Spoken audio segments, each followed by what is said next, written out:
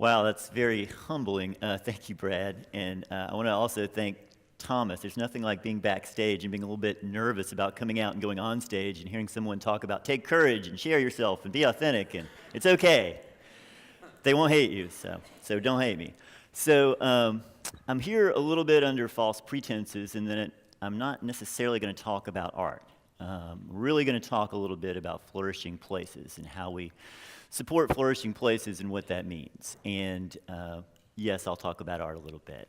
So my wife and I moved back to Roanoke in 2009. I grew up in Botetourt County. At the time I moved away and went to college. When the opportunity came to move back to Roanoke, I was like, Roanoke? And I was a little bit like, I guess it was Jacob earlier from Washington State. What the heck?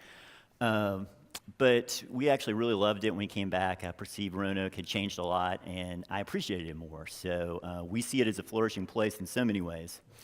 Next slide, please. And so my day job, I make the trek to Blacksburg most days, and in other days, other parts of the state to work for the Office of Economic Development. We're part of the outreach mission of the university in that we engage with communities and businesses all around the state on connecting with the resources of Virginia Tech, particularly as it pertains to economic development. We also do applied research, and really what that means is we help communities solve problems or address challenges or explore opportunities. And that's in all shapes and sizes. A couple of examples here, recent examples here in the Roanoke Valley. We're helping explore the entrepreneur ecosystem and how you strengthen opportunities for all types of businesses. And we're working with the Roanoke-Blacksburg Technology Council and Ariel at the CoLab and others to explore that. We're also looking at workforce and industry issues and how do you grow and support the tech sector, as Dave was talking about, and think about the future-oriented opportunities for growth in that sector and how you align talent pipelines to support that. So in that work, we're working all the way from the Roanoke Valley and the Workforce Development Board here to far southwest Virginia and communities that are struggling with transitions away from coal. So it's really an exciting work, and I enjoy it. And in my work and journey with communities and community development, I find that problems come in all shapes and sizes, and some are pretty straightforward. And by straightforward, I don't mean that they're not difficult or challenging, but I do mean that the challenge or task is clear. You need trash picked up, you need your streets clean, and that work is very, very important. You need water delivered to your household. It may be very complicated, but you're applying a technical fix. You bring your expertise to bear on solving that problem, which we do really well here in Roanoke. But I started out working with communities not from a community development background, but from a business background. My master's degree is in business. I worked in the corporate world for a number of years and came to work with community as part of a project at Emory and Henry College. Are there any Emory and Henry grads or alums or folks in here? Emory and Henry is in far southwest Virginia, and I worked with their community engagement center and started working there to help build community partnerships. And I was very excited, so my first couple of weeks on the job, I said, okay, we have nonprofits in the area and they need people, and we have people in the form of students. Let's put those together. So I organized a volunteer fair, and students came out, and nonprofits were there, and I saw people getting signed up. So as I was cleaning up the day, I was patting myself on the back and said, oh, that's great, this is a fix, this is super. But I engaged with a conversation with a lady that became a good friend of mine and colleague who was a guidance counselor at Damascus Middle School in a very rural part of Washington County, Virginia. And she said, Scott, this is great. We've got a couple volunteers. That's super. But really what I want to talk about is we have a lot of challenges in our school and our community. We have kids who are dropping out because they're parents. We have kids that are dropping out because of substance abuse. We have lack of places for youth to go in our schools. So that's sort of where I first became a community development nerd, because I was like, oh, you mean I can have conversations with people about the challenges they're having in communities, and we can figure out if there's something we can do to help them solve their problems? So I was really proud of some of the work that we did in that community with starting youth centers and summer programs for kids and an after-school program. But some of the core issues remained, and communities deal with a lot of issues that are not straightforward, that are more intractable, that are stubborn, that persist over time. And those are issues of economy and finding jobs for folks and dealing with sort of long-term structural inequality. And many of you are familiar with the history in Roanoke of urban renewal, or perhaps in other communities you've been a part of about how urban renewal policies mostly from the 50s through the 70s, damaged urban communities, particularly predominantly African-American residential neighborhoods. Roanoke has had that as well, and it's been a persistent challenge. I know here in Roanoke, Mary Bishop, formerly with the Roanoke Times, chronicled some of the damage that was inflicted in Roanoke's neighborhoods. Mindy Fullove wrote about Roanoke in her book Root Shock, and researchers have written about the sort of persistent challenges that come even when things that were far in the past, damaged neighborhoods from the 60s and 70s, create persistent challenges over time because there's concentration or neighborhood effects that last over time that can be really difficult for communities to deal with. So as I was wrestling with this, I left Emory and Henry, came work at Virginia Tech in community development, doing community development and outreach.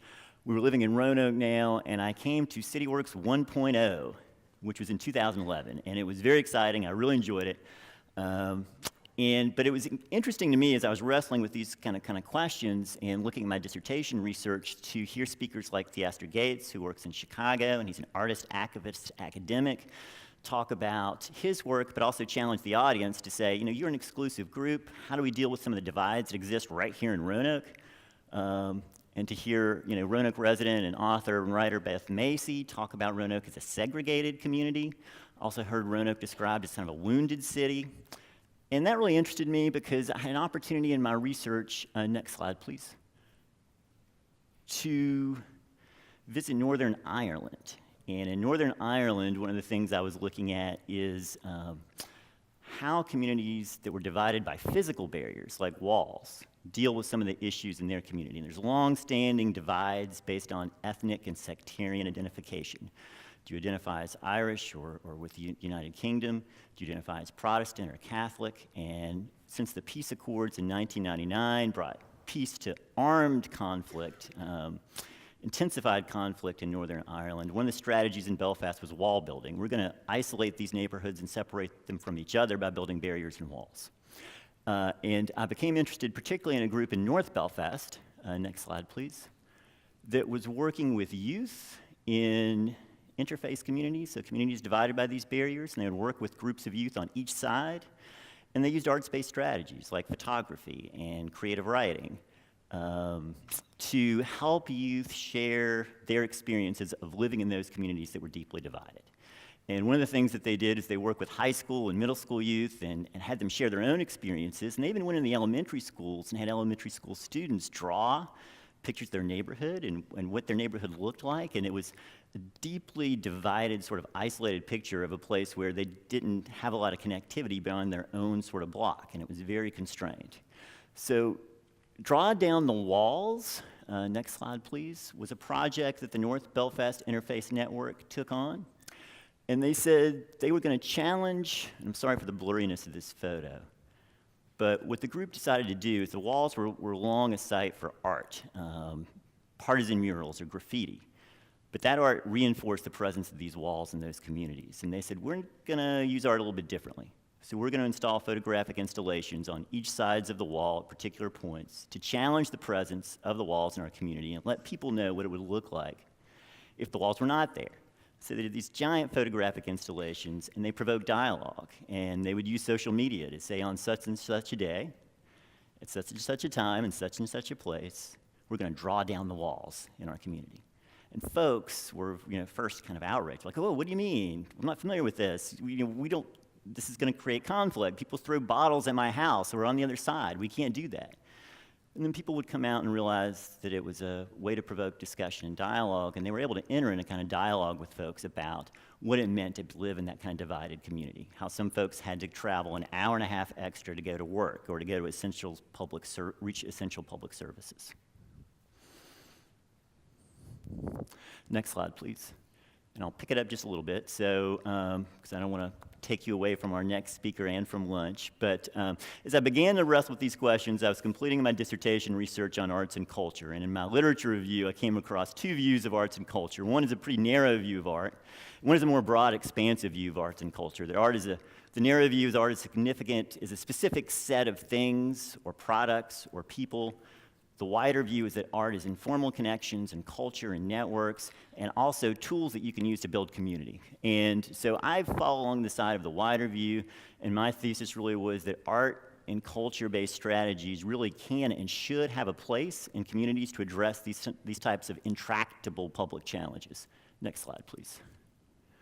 So I looked in Roanoke, and there's lots of exciting things happening in Roanoke. So while I was doing my dissertation, the city was completing an arts and cultural plan. And they said, we don't want to predefine how arts and culture is going to be used in our city. We want to know how can we use it to strengthen the city. So Roanoke was very forward-thinking, and I encourage you to look at that. Susan Jennings, the city's arts coordinator, Susan here, she was here yesterday, has done a lot of good work, as has the Arts Commission here in Roanoke. The Taubman Museum was thinking about how it can be more engaged with the community. Next slide, please. So I looked at what that meant in terms of the city. I also encountered Brian Cunahan and some of the folks at Community High School here in Roanoke who realized that there was a whole other set of arts activities happening around alternative arts, and that Roanoke had not always been a welcoming place for alternative artists because the formal art world didn't know what to do with folks who were performance artists or who did fabric art or some other types of creative things. They started a Marginal Arts Festival. So I looked at the Marginal Arts Festival, and next slide, please. That led to not only my dissertation, but I came to work with my dissertation advisor at Virginia Tech, who's Dr. Max Stevenson, in an institute that he's a part of called the Institute for Policy and Governance.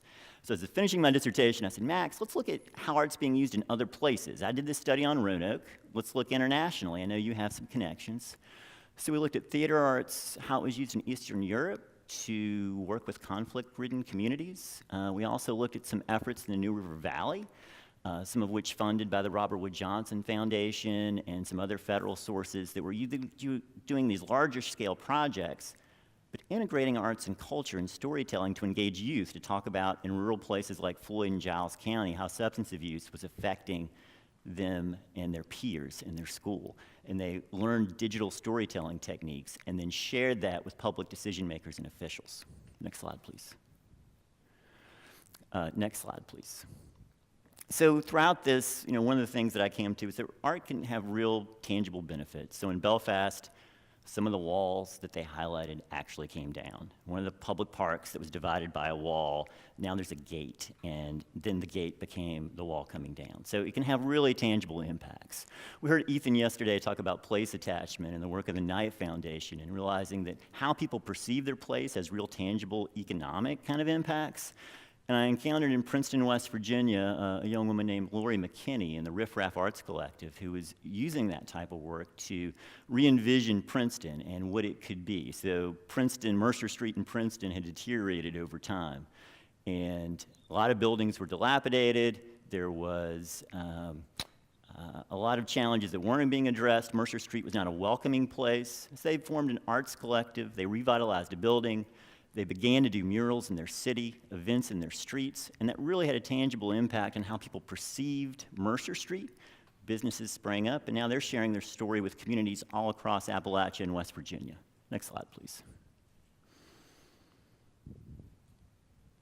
And if you'll go 2 more slides, here in Roanoke, this work continues.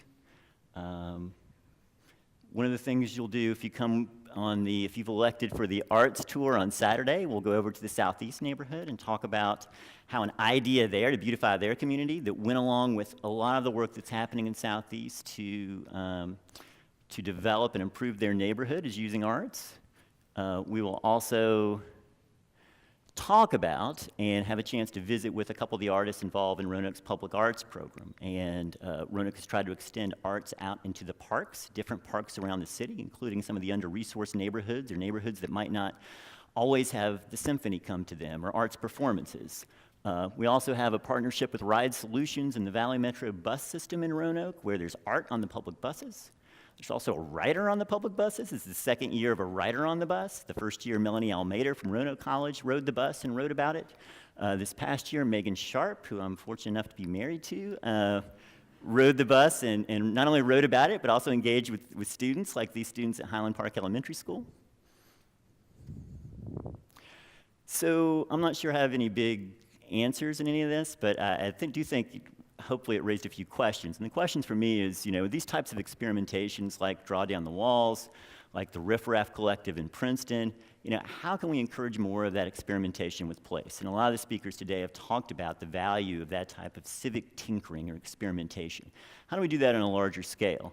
Brad Stevens actually is a great example of that, because here in Roanoke, he founded a group called Roanoke Soup, and Roanoke Soup generates ideas from communities and organizations and others who want to improve their place, and they hold an event, and the folks that come to the event get a nice dinner, they contribute and pay for the dinner, and the proceeds, they get to vote on which idea they'd like to see tangibly happen in their community, and then the group that gets that vote gets to implement their idea in some part. Also, when we're doing that, how can we remember to tackle some of the big challenges and not just enjoy some of the benefits of art associated with economic impact and increasing visitation and some of those things that are important, but maybe aren't using art and culture-based strategies creatively enough. So, and also the importance of tending cultural ecosystems, whether that's an alternative artist like the Marginal Arts Festival or others. So thank you for your time. I will turn it over to Michelle Dykstra, who embodies a lot of this experimentation and tackling big challenges, and thank you very much.